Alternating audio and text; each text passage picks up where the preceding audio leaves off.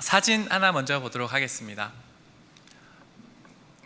이건 중동 지방에 있는 광야 사진입니다. 혹시 여러분 광야를 가보신 적이 있는 분 계세요? 저기 한 분 계시는군요.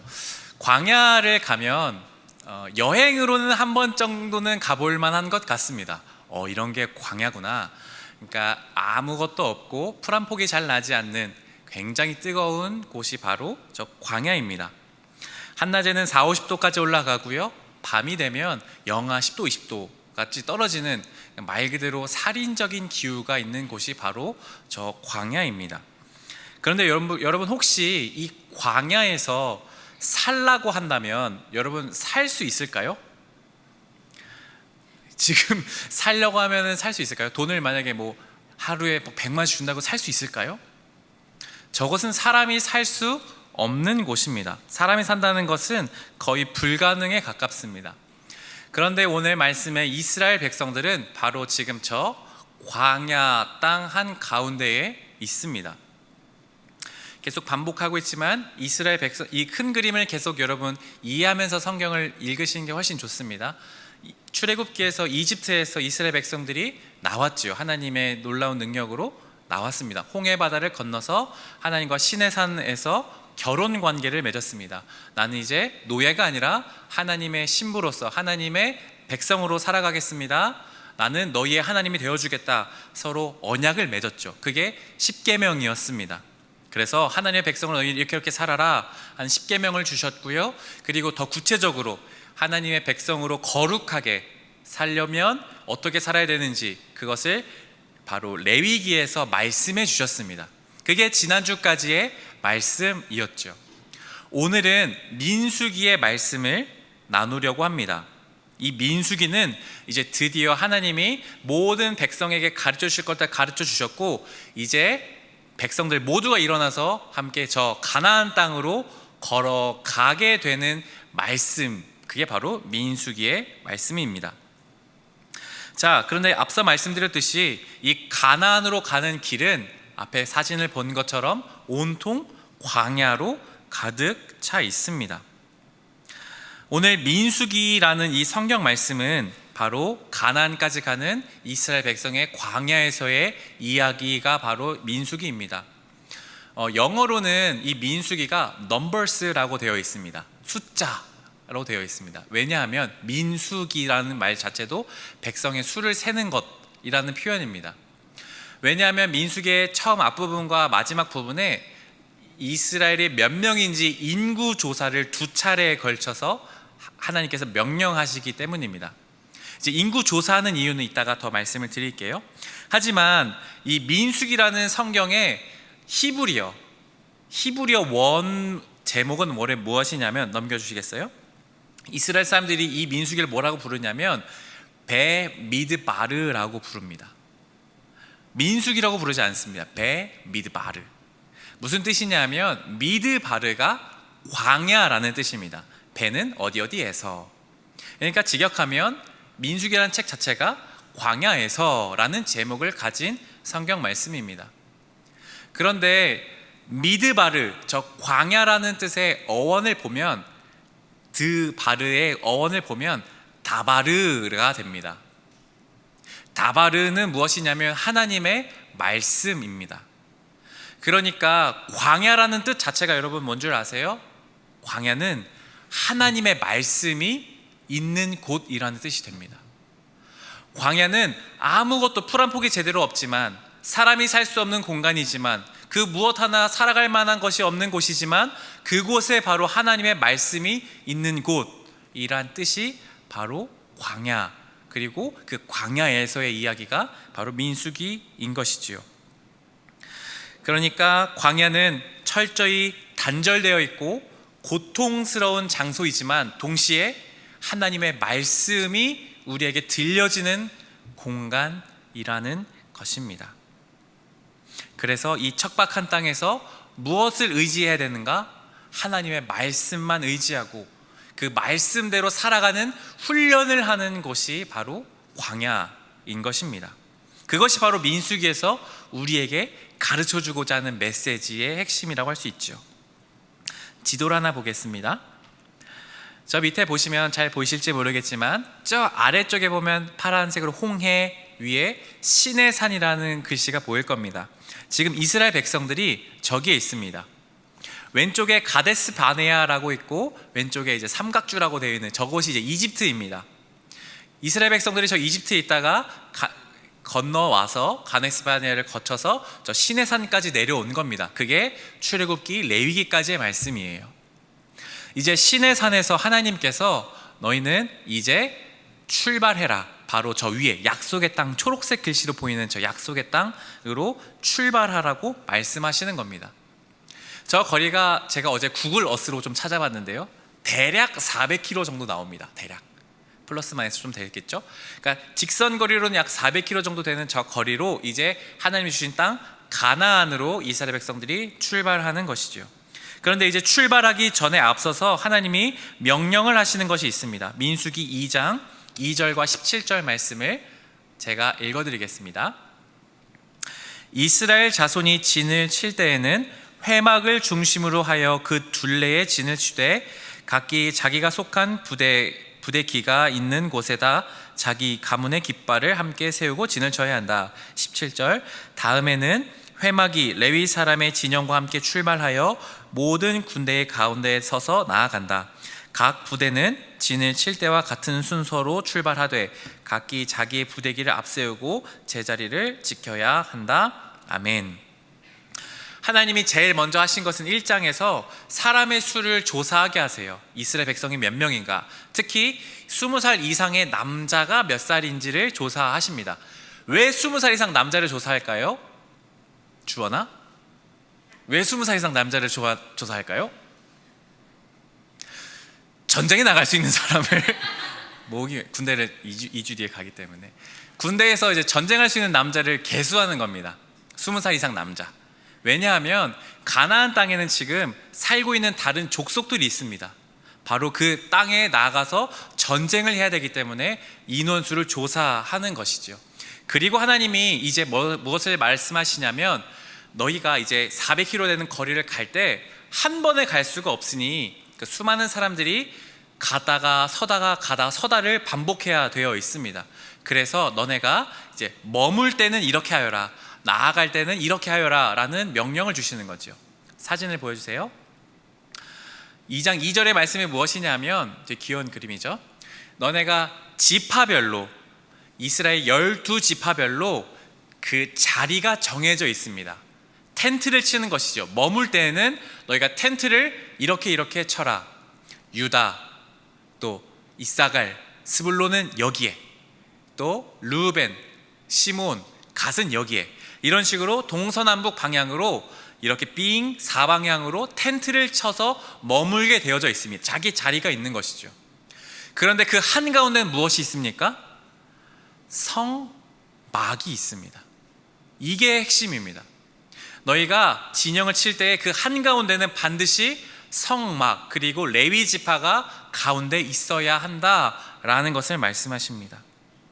그리고 이제 일어나서 출발할 때도 마찬가지로 저 성막이 한가운데 있고 또 순서대로 그 지파별로 쭉 행렬을 따라서 걸어가라고 하나님이 말씀하십니다. 이게 무엇을 의미할까요? 광야라는 것은요, 여러분, 아무것도 없는 척박한 땅입니다. 물 하나 없고 먹을 것 하나 없는 곳입니다. 그곳에서 이스라엘 백성들이 계속 기억해야 되는 것은 무엇일까요? 진영 칠 때마다 하나님이 우리와 함께 하신다. 내가 바라보아야 할 것은 하나님이다. 하나님의 말씀을 따라 내가 살아가야 한다. 이 광야에서 도와주실 분은 오직 하나님이다. 그것이 바로 민수기에서 하나님이 가르치고자 하시는 말씀이었습니다. 광야에서 앞으로 나아가든 멈추든 언제든 하나님을 가운데 내 삶의 중심에 놓고 살아가야만 너희는 광야길을 걸어갈 수 있다라는 것을 가르쳐 주시는 것입니다. 사랑하는 여러분, 오늘 우리는 이 민수기의 말씀을 어떻게 적용할 수 있겠습니까? 제가 신학 공부한 지가 2009년부터 하면 그래도 꽤 오래된 것 같습니다. 제가 공부를 많이 잘하진 않습니다만 나름 신학 공부를 많이 하고 말씀에 대해서도 조금 공부를 했는데도 제 안에 여전히 바뀌지 않는 하나의 믿음이 있습니다. 무의식적으로 제 안에 있는 믿음이 하나 있는데요, 무엇이냐 하면 하나님 잘 믿으면, 하나님 말씀대로 행동하면 하나님이 나를 잘 되게 해주시겠지라는 믿음이 있습니다. 좋은 믿음이지요. 혹시 여러분들 안에는 이런 마음이 있지 않으세요? 여러분 주일 예배 빠지지 않고 예배 드리고 기도회도 오시고 셀 모임도 가고 내가 기도도 드리고 찬양도 하고 수련회도 가는데 하나님이 이번 취업을 도와주지 않으실까? 이번 시험을 합격하게 하게 해주시지 않을까? 그런 생각을 우리 안에 자연스럽게 있을 수 있습니다. 내가 교회를 다니니까 그래도 교회 안 다니는 사람들보다는 좀 더 돈도 잘 벌도록 하나님 복 주시고 좀 더 내가 잘 나가도록 도와주시지 않으실까 라는 생각을 하게 마련입니다. 그래서 이런 생각의 반대편에 있는 것이 무엇이냐면, 만약에 내가 시험에 떨어지거나 수능을 잘 못 보거나 취업이 잘 안 되거나 하면 교회 나오기가 어렵습니다. 하나님이 나에게 복을 안 주신 것 같거든요. 쟤네는 잘 나가는 것 같아 보이니까 비교되거든요. 하나님이 왜 나한테는 그런 걸 안 주시는 거지? 나도 똑같이 예배 드렸고 똑같이 수련회 갔는데 왜 쟤는 잘 되고 나는 안 되는 거지? 실망하거나 아니면 눈치 보여서 교회를 못 오게 됩니다. 우리 안에 있는 하나님 믿으면 잘 될 것이라는 믿음이 주는 반대편에 있는 부작용과 같은 것이죠. 그러나 여러분, 기억하셔야 합니다. 신앙생활 한다고 늘 잘 되는 게 아닙니다. 하나님을 믿는다는 건 내가 잘 되고 못 되고의 방점이 찍혀져 있지 않습니다. 오히려 내가 지금 누구를 바라보아야 하는가의 신앙의 방점이 찍혀져 있는 것입니다. 우리는요 여러분, 하나님을 신뢰하면 신뢰할수록, 예배를 많이 드리면 많이 드릴수록, 하나님의 말씀을 많이 알아가면 알아갈수록 오히려 우리는 광야의 삶으로 부름받게 되어져 있습니다. 그게 오히려 당연한 것입니다. 하나님이 이스라엘 백성을 바로 가나안 땅으로 이렇게 순간이동시켜 주신 게 아니라 광야를 통과시켜도록 부르시고 계시는 겁니다. 왜 그 힘든 시간을 보내게 하시는 겁니까? 그게 신앙이기 때문입니다. 신앙은 훈련되고 단련되어지는 것입니다. 하나님이 나와 함께 계신다는 사실을 어디서요? 광야에서. 척박하고 나의 시험이 떨어지고 내가 원하는 결과가 이루어지지 않는 그 광야로 우리를 부르셔서 바로 거기서 말씀하십니다. 너는 나를 의지하여라. 네가 실패했어도 실패가 아니라 나를 의지한다면 네 삶의 실패로 끝나지 않는다. 그것을 하나님이 우리에게 사실은 알려주고 계시는 겁니다. 민수기를 통해 우리가 그것을 배워야 하는 것이죠. 하나님의 인도하심은 세상 사람들의 기준과 동일하게, 그 성공의 기준과 동일한 곳으로 인도하는 것이 아닙니다. 기억하십시오. 하나님의 인도하심은 세상 사람들의 기준과 동일한 곳으로 이끄시는 것이 아닙니다. 오히려 하나님밖에 의지할 수 없는 곳으로 이끄시는 것이 하나님의 인도하심입니다. 모세오경을 쓰신 김혜건 교수님은 이런 말을 하셨습니다. 화면 보여주세요. 하나님의 인도하심은 직접적이고 즉각적인 징계, 공급하심, 치유하심, 연단하심, 그리고 욕망과 정욕대로 내버려 두심을 통하여 드러난다 라고 김혜건 교수님이 말씀하십니다. 하나님의 인도하심이라는 건 징계를 하시는 겁니다. 즉각적으로요. 그리고 때로 우리에게 없는 것을 공급해 주시는 것입니다. 그리고 우리의 상처를 치유해 주시는 것, 또 때로는 불같은 것으로 훈련시키시는 것입니다. 그리고 때로는 우리를 욕망대로 그냥 내가 하고 싶은 대로 때로는 내버려 두시는 것까지가 하나님의 인도하심입니다. 목적은 무엇인가요? 우리가 때로 죄 가운데 그냥 두시게 함으로써, 또 때로 우리가 징계를 받음으로써, 때로 우리가 회복을 얻기도 하고 공급하심을 받으면서 무엇을 기억하게 하시는 겁니까? 인도하심은 하나님이 내 삶의 주인이고 나를 이끄시는 분이시다, 그것을, 하나님만을 의지한다는 것을 가르쳐 주시는 것이 바로 하나님께서 인도하시는 것을 말씀하시는 것입니다. 우리 신명기 8장 3절 말씀 우리 한 목소리로 함께 읽어볼까요? 이 말씀 여러분 잘 기억해 보시겠어요? 함께 여러분 목소리 읽어주시겠어요? 시작.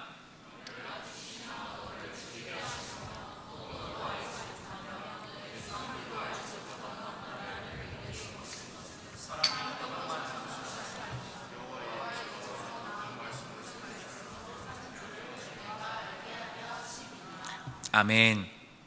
신명기에서 말씀에도 말씀하고 있습니다. 이 말씀은 민수기 다음에 나오는 신명기인데요, 광야의 생활을 돌아보시면서 하나님이 어떤 걸 말씀하시냐면, 내가 너네 왜 광야의 생활을 하게 한 줄 알아? 왜 힘들게 한 줄 알아? 너를 낮추고 너를 배고프게 하는 거야. 너 알지 못하는 만나를 내가 너에게 먹여준 것은 사람이 떡으로만 사는 것이 아니라 무엇으로요? 여호와 입에서 나오는 모든 말씀으로 사는 줄 내가 너네 알게 하려고 하는 거야. 하나님이요 진짜로 우리를 사랑하셔서 광야로 내보내세요. 척박하고 절박하고 하나님이 보이지 않는 것 같은 그곳에 내보내세요. 그리고 먹이시기도 하고 때로는 굶주리게 하시기도 하세요. 거기에서만 내 삶은 내가 이끄는 것이 아니라 하나님의 말씀, 하나님이 나를 이끄시는 것, 나를 공급해 주시는 것으로 사는 것이구나 라는 것을 하나님이 알려주려고 하신다는 것입니다. 제가 사역자로의 삶을 살기 시작하면서 아까 말씀드렸듯이 그런 믿음이 제 안에 있었어요. 내가 사역하니까, 내가 그래도 나름 하나님의 말씀을 열심히 지켰으니까 하나님이 나를 좀 대형교회로 가게 해주시지 않을까라는 믿음이 제 안에 사실은 꽤 많이 있었습니다. 저는 첫 사역을 제 모교회에서 시작했거든요. 한 100명, 150명 되는 교회였습니다. 거기에 전도사가 뽑히지 않기 때문에 그냥 신학생이었던 저는 그냥 아무것도 모르는데 이제 막 입학하기도 전에 전 전도사가 되었습니다. 그러니까 저는 말씀도 모르는데 그냥 설교를 하는 거예요. 뭔지도 모르고 설교를 했습니다. 그렇게 한 1년 반, 2년만 있다가 또 작은 시골 교회에 가서 또 전도사를 했습니다. 거기서 꽤 나름 고생도 하고요, 여러 가지로 열심히 섬겼습니다. 그러니까 하나님 뜻대로 제가 살았으니까 하나님이 저를요, 제가 신대원 졸업했을 때 좀 큰 교회로 보내주실 줄 알았어요, 솔직히. 그래서 제가 큰 교회를 썼거든요. 이게 지원을 했거든요. 됐을까요? 안 됐을까요? 안 됐습니다. 떨어졌습니다. 그리고 나서 다른 교회를 지원했거든요. 됐을까요? 안 됐을까요? 떨어졌습니다. 개척교회도 지원했는데 떨어졌습니다. 제가 그때 광야를 경험했어요. 이게 뭐지? 하나님이 도대체 어디 계시는 거지?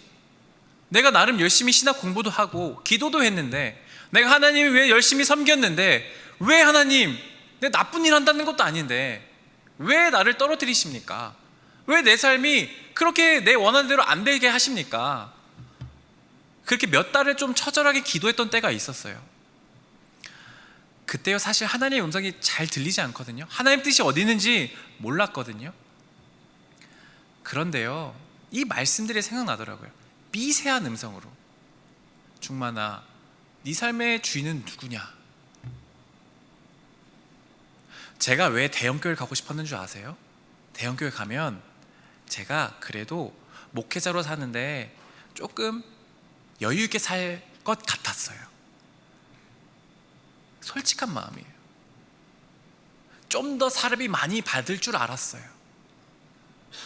그게 제 솔직한 마음이었습니다. 그거를 하나님이 보여주셨어요. 너 왜 네가 네 삶을 의지하면서 살려고 하냐? 너 거기 가지 않아도 된다. 내가 너 먹여 살려준다. 그리고요, 제가 지원하지 않았던 예상치 못한 교회를 사역하게 되었습니다. 그리고 제가 지금 여기 있는 것이죠. 하나님이요, 때로 우리를 광야로 몰아가세요. 굶기기도 하시고 하나님의 음성이 들리지도 않게 하세요. 여러분, 그게 오히려 진정한 그리스도인의 삶입니다. 여러분, 혹시 우리 중에 광야 같은 삶을 보내고 계세요? 하나님의 음성이 들리지 않고 하나님 나를 내버려 두시는 것 같고 나에게 아무것도 역사하지 않는 것 같은 분이 계세요? 견디십시오. 하나님이 여러분의 삶을 연단하고 계시는 겁니다. 그리고 하나님께 나아가 보세요. 하나님, 나에게 무엇을 가르치려고 하십니까? 내가 무엇을 배워야 하겠습니까? 그러면 여러분의 믿음이요, 성장합니다. 그게 그리스도인의 삶입니다. 사랑하는 여러분, 저는 여기서 감히 제 말씀드리건대 실패 하나 없이 승승장구하는 삶, 아무런 어려움 없이 사는 삶, 죄송합니다, 위험하다고 생각합니다. 내가 잘해서 잘된 거라고 생각하는 것, 그것이 가장 무서운 길입니다. 이스라엘의 역사가 늘 그랬습니다. 하나님 아닌 자신을 의지할 때 언제나 죄악으로 빠지고 언제나 우상 숭배했습니다. 다른 사람들보다 조금 늦더라도, 때로는 하나님이 나에게 계시지 않는 것 같을지라도, 여러분, 광야의 삶에서 하나님이 우리에게 가르쳐 주시는 단 한 가지를 기억하십시오. 내 삶의 주인은 하나님이다. 나를 하나님은 여전히 포기하지 않으셨고 나를 인도하신다라는 사실을 말입니다. 오늘 민수기 10장 33절 34절 말씀 한 번 더 읽어볼까요? 함께 읽어보겠습니다. 시작. 그들이 여호와의 산에서 떠나 3일 길을 갈 때에 여호와의 언약궤가 그 3일 길에 앞서가며 그들의 쉴 곳을 찾았고, 그들이 진영을 떠날 때 낮에는 여호와의 구름이 그 위에 덮였었더라. 아멘. 이스라엘 백성들이 진을 치고 있다가 구름이 떠오릅니다. 그리고 움직이면 이스라엘 백성들도 그 텐트를 다 접고 구름을 따라 갑니다. 그럼 맨 앞에 여호와의 언약궤, 그 언약궤 안에는 하나님과의 맺었던 그 십계명 그 돌판들이 담겨져 있습니다. 그것이 맨 앞서 갑니다. 그러면 오늘 말씀을 보면 3일 길을 앞서가서 이스라엘 백성들이 어디에 있을 것인지, 어디에 쉴 곳이 있는지를 먼저 하나님이 앞서 가신다라고 기록하고 있습니다. 광야는요, 어디가 어딘지 모릅니다. 구름을 따라가야 하고 하나님의 음성을 따라가야만 하는 곳입니다. 안 그러면 죽습니다. 하나님은요, 우리의 삶보다 앞서가 계세요. 3일 앞서 가세요. 그런데 그 곳이요, 여전히 어딘 줄 아세요? 광야예요. 하나님이 우리가 쉴 곳을 주신다고 했는데 가보니까 거기 또 해가 쨍쨍 내리쬐는 광야라는 겁니다. 그런데 여전히 그것이 하나님의 인도하심입니다. 하나님의 인도하심은 우리가 생각한 대로 되지 않는다라는 것을 여러분 반드시 기억하십시오. 그러니 여러분, 시험 떨어진다고, 취업 잘 안 된다고 교회 안 나오고 그러지 마세요. 오히려 더 예배드리고 더 그것을 나눔으로써 함께 믿음의 공동체가 기도하고 함께 주님의 뜻이 어디 있는지를 함께 삶을 나누는 것, 그것이 진정한 그리스도인 공동체입니다. 우리가 함께 그 광야를 걷는 사람들이 되어주는 것입니다. 그렇게 우리를 훈련시키시고 다듬어 주시며 변화시키시는 그 하나님의 은혜를 기억하며 이 광야의 삶을 꿋꿋이 걸어나가는 우리 모든 그리스도인 되기를 간절히 축복합니다. 함께 이 시간 찬양하며 우리 모둠의 기도를 함께 드리면 좋겠습니다.